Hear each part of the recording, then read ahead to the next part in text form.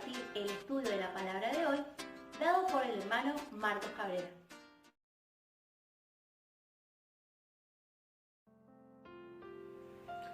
En el nombre de nuestro Señor Jesucristo vamos a continuar nuestro estudio en la segunda carta del apóstol Pablo a los Corintios, en el capítulo 12, donde vemos la gloria del sacerdote. Estamos viendo la función sacerdotal del siervo de Dios bajo el nuevo pacto. El sacerdote del Antiguo Testamento tenía una gloria que le caracterizaba por su vestimenta, pero también por su función. Así también el sacerdote del Nuevo Testamento tiene una gloria especial. El versículo 1 dice: ciertamente no me conviene gloriarme, pero vendré a las visiones y a las revelaciones del Señor. Pablo dice: ciertamente no me conviene gloriarme. Muchos conjeturan que, llegado a este punto, Pablo se inquietó por lo que había escrito en los capítulos anteriores cuando se había gloriado. Pero si sus escritos le hayan inquietado, él hubiese destruido esas porciones. Sin embargo, Pablo estaba seguro de haber escrito en el Espíritu. Y muy por lo contrario, en este capítulo él hace llegar su gloria a un nivel mucho más alto. Y todo esto en la voluntad de Dios, diciendo: conozco a un hombre en Cristo, en el versículo 2, que hace 14 años, si en el cuerpo no lo sé, si fuera del cuerpo no lo sé, Dios lo sabe, fue arrebatado hasta el tercer cielo. En 1 Corintios, del capítulo 2, y el versículo 8 dice que Cristo es el Señor de gloria. En 1 Corintios, Pablo dice que los príncipes de este siglo habían crucificado al Señor de gloria en 1 Corintios, capítulo 2, versículo 8. Y en Hebreos declara que Cristo fue glorificado por el Padre como sumo sacerdote según el orden de Melquisedec. Claramente podemos decir que Cristo es el hombre de la gloria. Y Pablo dice: conozco a un hombre en Cristo. Podemos ver en todo lugar niños en Cristo, pero un hombre en Cristo es difícil de encontrar. Y él dice que hace 14 años. Pablo se contuvo 14 años en declarar esta visión. Qué distinta fue la actitud del apóstol a la de muchos niños en Cristo hoy día, que están tan dispuestos a contar rápidamente sus sueños o visiones que tengan, que no están en armonía con las Escrituras. Y con todo esto quieren contarlo. Y dice el verso 3: y conozco al tal hombre. Si en el cuerpo o fuera del cuerpo no lo sé, Dios lo sabe. Vemos una rara modestia en el apóstol. Él relata como si fuera otra persona y no el mismo. Pablo siempre procuró mantener los ojos de la gente en el Señor, nunca sobre sí o sus maravillosas experiencias. El versículo 2 dice: conozco a un hombre en Cristo. En el versículo 3 dice: conozco al tal hombre. El hecho esencial en esta visión era que Pablo conocía a un hombre en Cristo. Él estaba hablando de un hombre escogido, un hombre en Cristo.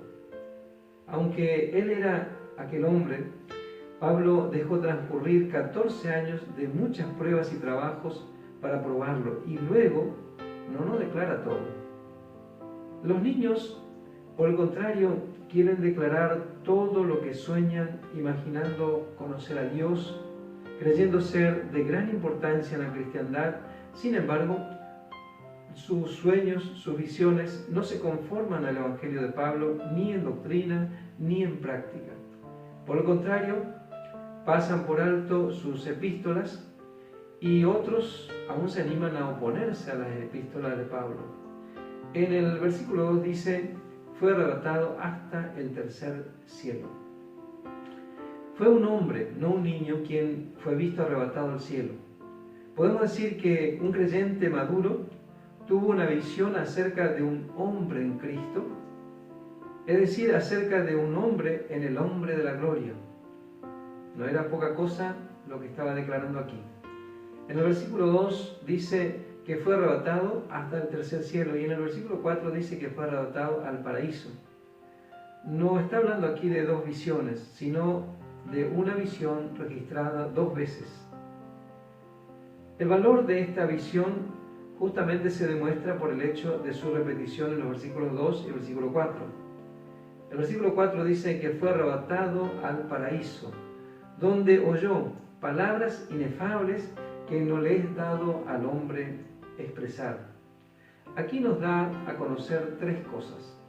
En primer lugar, que el paraíso está en el tercer cielo, donde Jesús llevó una multitud de cautivos cuando Él ascendió a lo alto. Eso encontramos en Efesios capítulo 4, el versículo 8, donde dice, por lo cual dice, subiendo a lo alto, llevó cautiva la cautividad y dio dones a los hombres.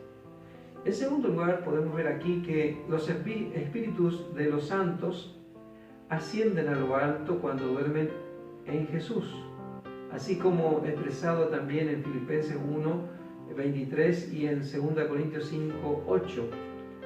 Dice en Filipenses 1, el verso 23, porque de ambas cosas estoy puesto en estrecho, teniendo deseo de partir y estar con Cristo, lo cual es muchísimo mejor. Y en 2 Corintios capítulo 5, versículo 8, dice, pero confiamos y más quisiéramos estar ausentes del cuerpo y presentes al Señor. Hay una herejía tan horrible que enseña el alma que duerme, como si fuera de que no es consciente. Una vez que muere el creyente, su alma dice está dormida. Y tratando de probar, dicen que en el griego se lee arrebatado fuera. La palabra arrebatado dice es arrebatado fuera y no arrebatado arriba. Y sí, vemos que es así, es arrebatado fuera. Pero lo cierto es que ya sea arrebatado fuera o arrebatado arriba, es hacia el cielo, claramente vemos aquí. Y el cielo está arriba. Y podemos estar seguros que nadie duerme en el cielo, porque en tercer lugar vemos que dice que Él oyó palabras inefables que no le es dado al hombre expresar. Esto es realmente maravilloso. Pablo no dijo todo lo que sabía. Dios no se lo permitió contarlo. Él esperó 14 años y cuando estaba dispuesto a contar, tampoco Dios se lo permitió contarlo.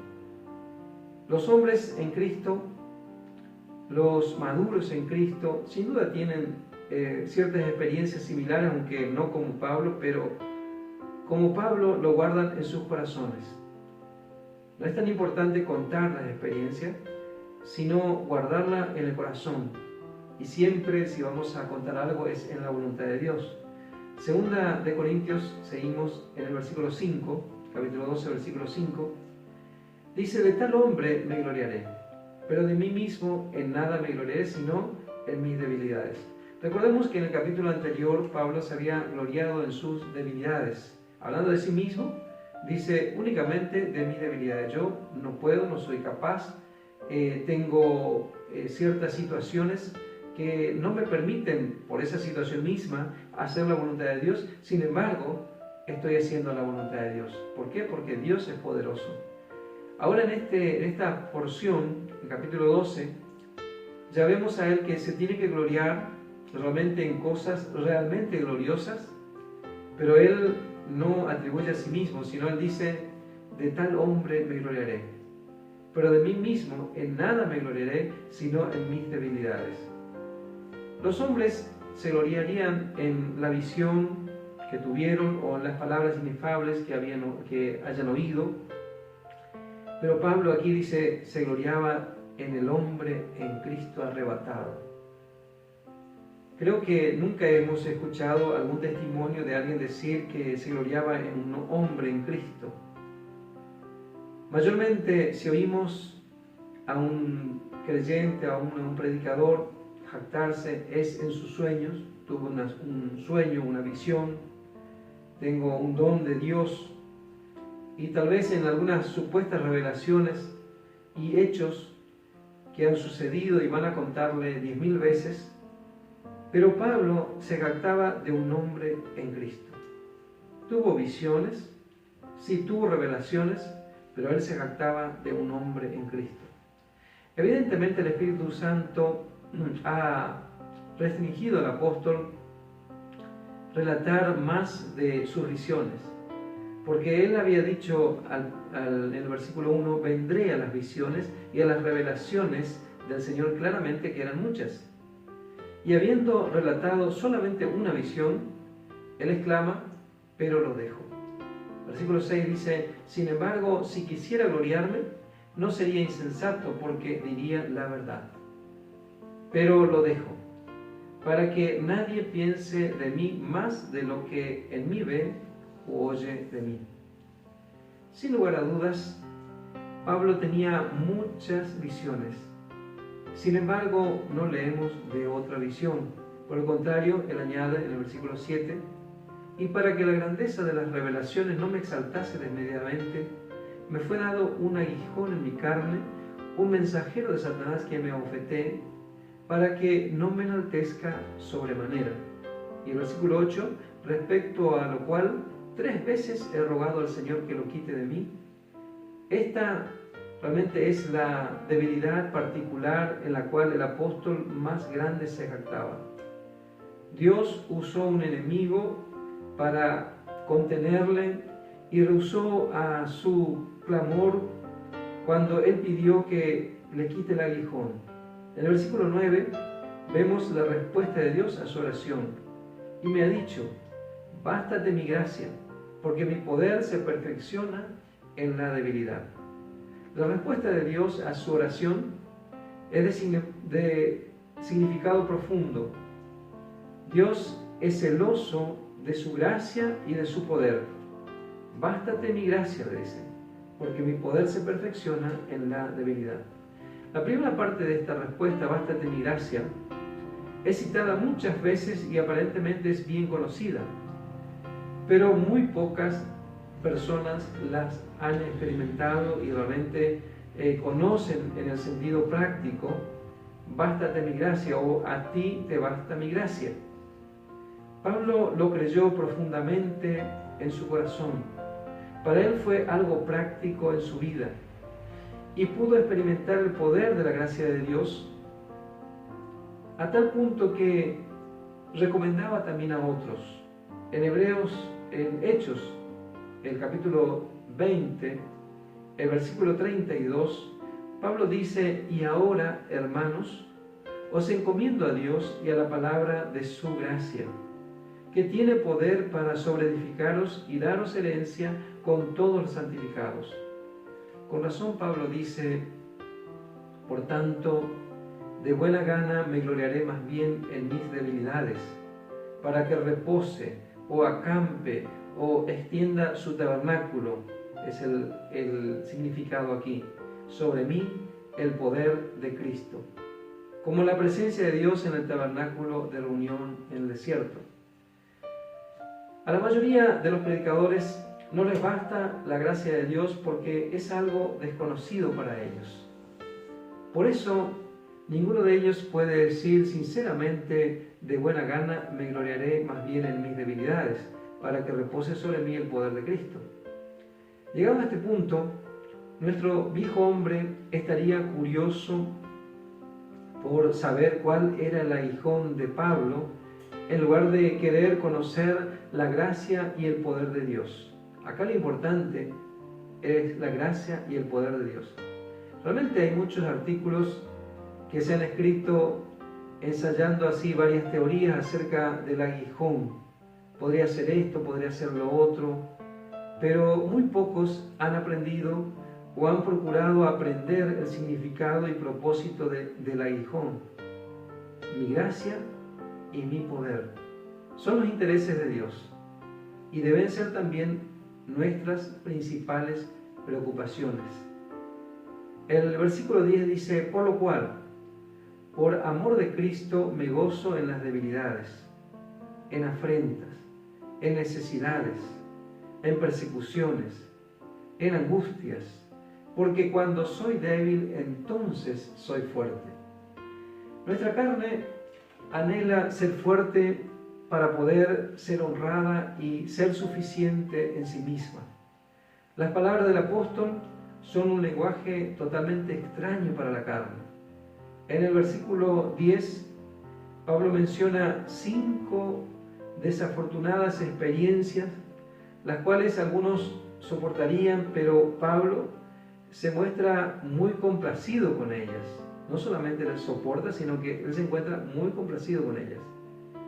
Y es como que le da la bienvenida para jactarse en ellas, en debilidades, en afrentas, en necesidades, en persecuciones, en angustias. Esta es realmente una vida victoriosa. Esto es realmente poder. Porque él dice, pues cuando soy débil, entonces no puedo sentirme suficiente sin Dios. Y he aprendido del sostén y fuente inagotable. Entonces, dice él, soy fuerte. En el caso de Pablo no había dudas, porque él ya lo había aprendido. Podía decir, soy fuerte en el Señor y en el poder de su fuerza.